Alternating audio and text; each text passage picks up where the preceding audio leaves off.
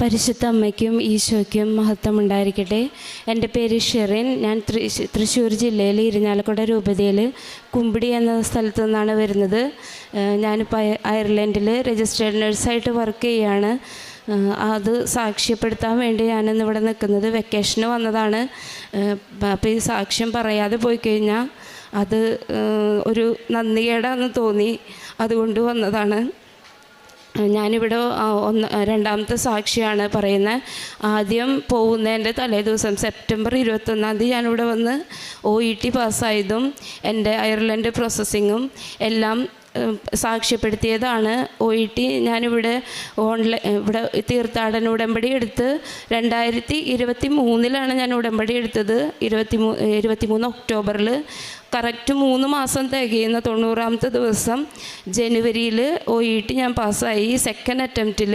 ഞാനൊരു GNM നഴ്സാണ്. തൃശ്ശൂർ ജില്ല വിട്ട് ഞാൻ പുറത്തു പോയിട്ടില്ല. മലയാളം മീഡിയത്തിൽ പഠിച്ചൊരു സ്റ്റുഡൻ്റാണ്.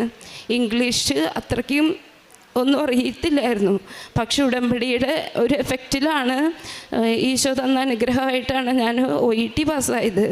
പിന്നെ കുറച്ച് ഡിലേ വന്നു, കുറച്ച് നാണക്കേടൊക്കെ ഉണ്ടായിരുന്നു. പാസ്സായിട്ട് പോകാൻ പറ്റുന്നില്ലേ എന്നൊക്കെ ചോദ്യങ്ങളൊക്കെ ഉണ്ടായിരുന്നു. പക്ഷേ അത് കഴിഞ്ഞ സെപ്റ്റംബർ 22 എല്ലാത്തിനും മറുപടിയായിട്ട് എന്നെ പരിശുദ്ധമ്മ അയർലൻഡിലേക്ക് പറഞ്ഞു വിട്ടു.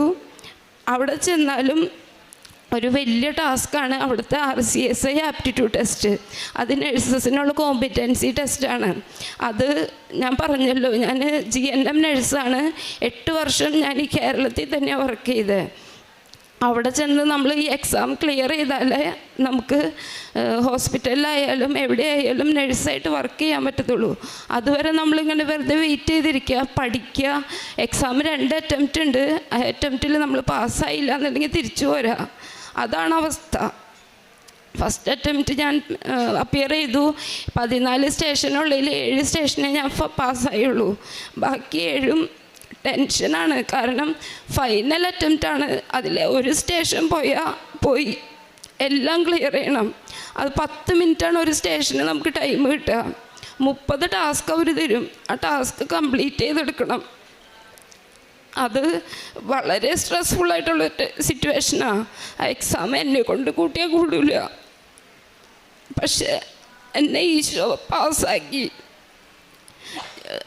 കാരണം എക്സാമിൻ്റെ തലേദിവസം ഞാനൊരു ട്രെയിനിങ്ങിന് പോയി.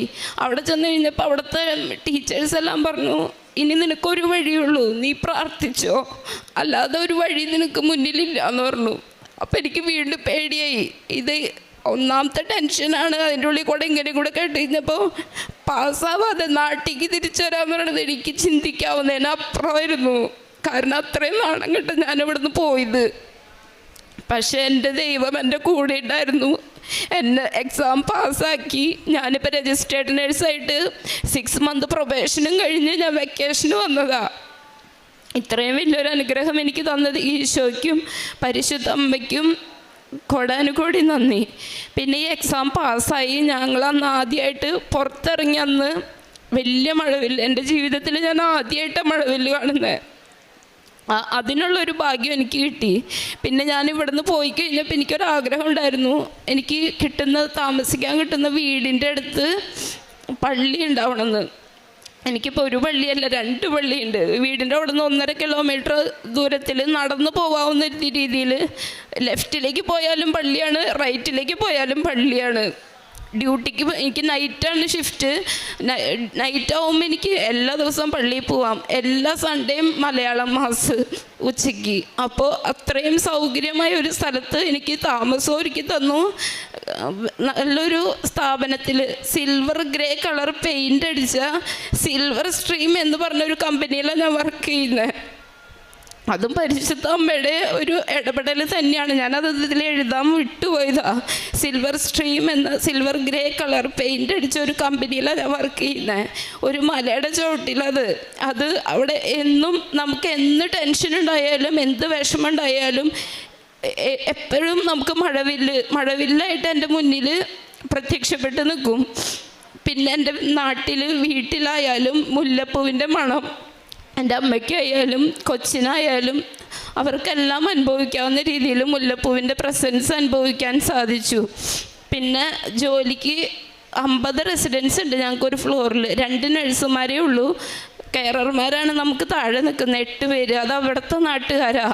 അവരെ നമ്മൾ കോർഡിനേറ്റ് ചെയ്ത് കൊണ്ട് നടക്കണം. അതൊന്നും നമ്മളെ കൊണ്ട് കൂട്ടിയാൽ കൂടില്ല. കാരണം നമ്മൾ ആ നാട്ടിൽ ചെന്ന് നമ്മൾ അവരുടെ അടുത്ത് കാര്യങ്ങൾ പറയാൻ ചെന്ന് അവർക്ക് ഇഷ്ടാവില്ല.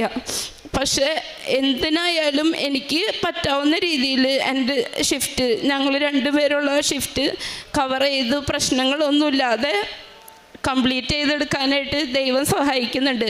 അങ്ങോട്ടേക്ക് ഇങ്ങോട്ടേക്ക് തിരിയുമ്പോൾ നീ അത് ചെയ്തില്ലല്ലോ, നീ അത് ചെയ്യാൻ വിട്ടുപോയി, അതും കൂടെ കൊണ്ടുപോവുക, അതും കൂടെ ചെയ്യേ എന്ന് പറഞ്ഞ് കൂടെ ഒരാൾ നടന്ന് പറഞ്ഞു തന്ന് ഓരോ കാര്യങ്ങളും എന്നെ കൊണ്ട് ചെയ്യിക്കുന്നത്. പിന്നെ എന്ത് പ്രശ്നങ്ങളുണ്ടായാലും ആരോട് ഞാൻ റിയാക്ട് ചെയ്യാനൊന്നും പോകാറില്ല. കാരണം നമ്മൾ റിയാക്ട് ചെയ്ത് കഴിഞ്ഞാൽ നമുക്ക് അതിനുള്ള കപ്പാസിറ്റി നമുക്കില്ല. പിന്നെ വെറുതെ നമ്മൾ വായിട്ടലച്ചിട്ട് കാര്യമില്ലല്ലോ. അപ്പം നമ്മൾ തമ്പുരാന് വിട്ടുകൊടുക്കും. കാരണം അവർക്ക് അറിയില്ല, അവർക്ക് ഇങ്ങനെ ഉടമ്പടി എടുത്തൊന്നും ശീലമില്ല, അറിയില്ല. അപ്പം അവർക്ക് അറിയാൻ പാടില്ലാത്തതുകൊണ്ട് ചെയ്യണതല്ലേ ദൈവമേ എന്ന് കരുതി വിട്ടുകൊടുക്കും. അതുകൊണ്ടാണ് പിടിച്ചു നിൽക്കാൻ സാധിക്കുന്നത്. ദൈവം കൂടെയുണ്ട്. ഓരോ നിമിഷവും ഞാൻ അനുഭവിച്ചുകൊണ്ടിരിക്കുക. അപ്പോൾ എല്ലാത്തിനും ഈശോയ്ക്കും പരിശുദ്ധ അമ്മയ്ക്കും ഒരുപാട് നന്ദി.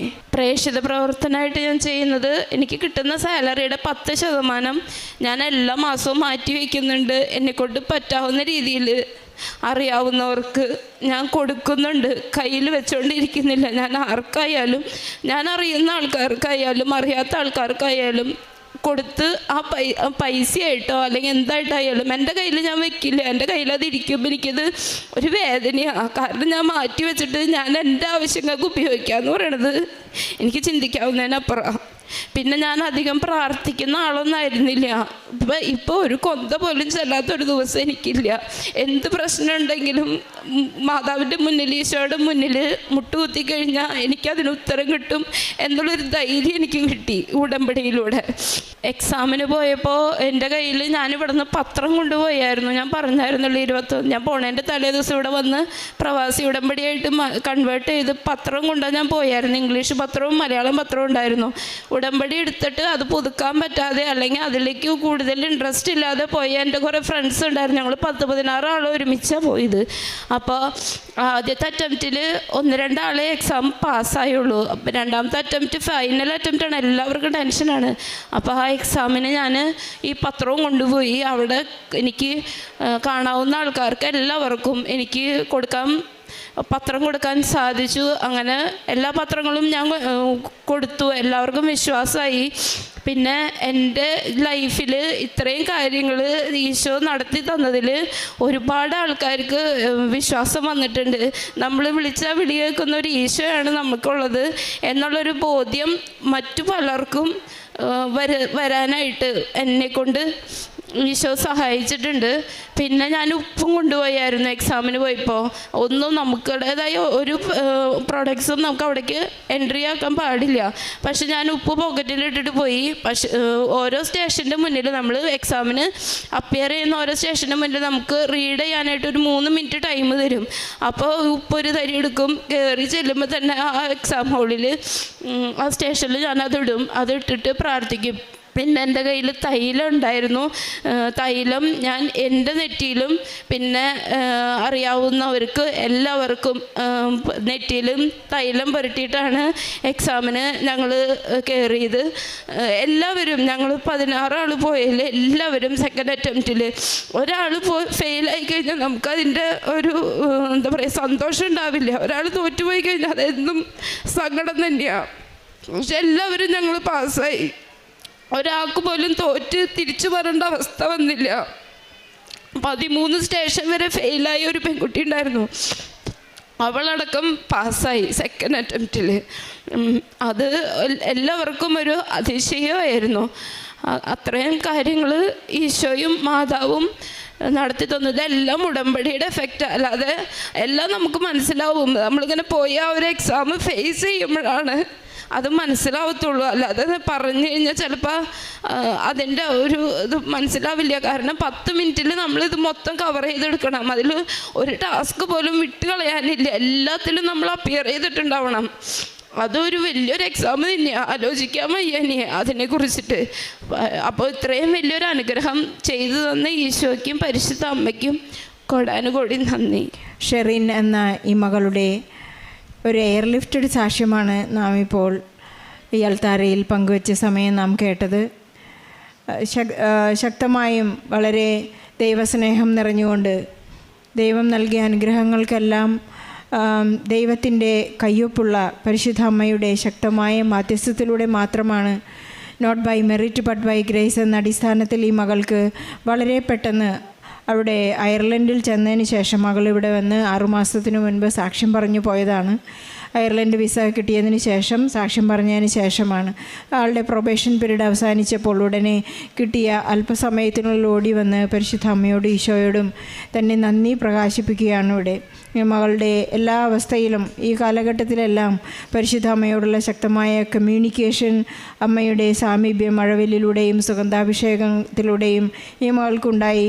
എല്ലാ കാര്യങ്ങളിലും പരിശുദ്ധ അമ്മ കൃത്യമായി പഠിപ്പിക്കുകയും കാണിച്ചു കൊടുക്കുകയും താൻ ആഗ്രഹിച്ചതിലപ്പുറം മകൾ പറയുന്നു, എനിക്ക് 2 പള്ളിയാണുള്ളത്, അതുകൊണ്ട് ഞാൻ ഒരിക്കൽ പോലും ഒരു ദിവസം പോലും ഞാൻ എൻ്റെ ദിവ്യബലി മുടക്കുന്നില്ല, എന്നെ ശക്തമായി ഉടമ്പടി പാലിക്കുവാൻ ഇന്ന് ഈ മകൾക്ക് സാധിക്കുന്നു എന്നുള്ളത് തന്നെ ഈശോയോടുള്ള ഒരു വിശ്വസ്തതയാണെന്ന് ഈ മകൾ ഏറ്റുപറയുന്നു.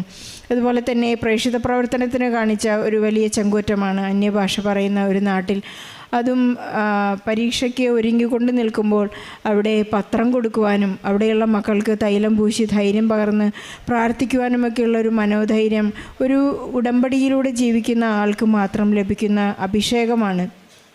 തനിക്ക് ലഭിച്ച കൃപയും അഭിഷേകവും മറ്റുള്ളവർക്ക് പകർന്നു കൊടുക്കുവാനുള്ള ഒരു ക്രിസ്തു ധൈര്യം, ക്രിസ്തുവായി ജീവിക്കാനുള്ള മറ്റൊരു ക്രിസ്തുവായി ജീവിക്കാനുള്ള ഒരു കൃപയാണ് ഇന്ന് ഈ മകൾക്ക് ലഭിച്ചിരിക്കുന്നത്.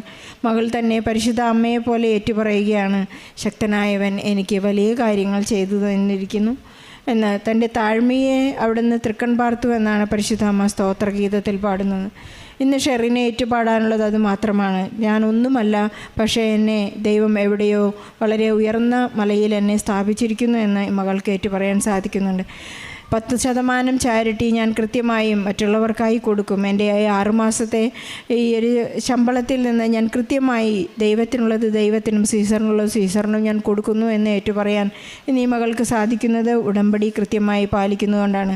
ബഹുമാനപ്പെട്ട ജോസഫ് അച്ഛൻ്റെ എല്ലാ ധ്യാനങ്ങളും അതുപോലെ തന്നെ ഡെയിലി ബ്രെഡ്, കുംഭസാരം, ഇങ്ങനെ കൃത്യമായി നിബന്ധനകൾ പാലിക്കാനും ഇന്ന് ഈ മകൾക്ക് സാധിക്കുന്നുണ്ട്. അതുകൊണ്ട് അമ്മമാരും സാധാരണഗതിയിൽ മാതാപിതാക്കൾ വന്ന് പറയുന്ന ഒരു എക്സ്ക്യൂസാണ്, എൻ്റെ മക്കൾ പുറത്താണ്, അവർക്ക് ഉടമ്പടിയിൽ ജീവിക്കാൻ സാധിക്കുന്നില്ല എന്ന് പറയുന്നവർക്കുള്ള ഒരു വലിയ ഉദാഹരണമാണ് ഇന്ന് ഷെറിൻ. താൻ തന്നെ ഏറ്റുപറയുകയാണ്, അതെല്ലാം UK അല്ലെങ്കിൽ യൂറോപ്യൻ കൺട്രികളിലും UK യിലും US ലും പള്ളികളുടെ യാതൊരു കുറവുമില്ല, നമ്മുടെ ഒരു ആത്മാർത്ഥതയുടെ കുറവ് മാത്രമാണെന്ന് ഈ മകൾക്ക് നേറ്റു പറയാനായിട്ട് സാധിക്കും. നമുക്കെപ്പോഴും ഉടമ്പടിയിൽ വിശ്വസ്തരായിരിക്കാം. ഈശോ നമ്മോട് കൂടെ ഉണ്ടായിരിക്കും. പരിശുദ്ധമ്മ നമുക്ക് വേണ്ടി മാധ്യസ്ഥം അപേക്ഷിക്കും.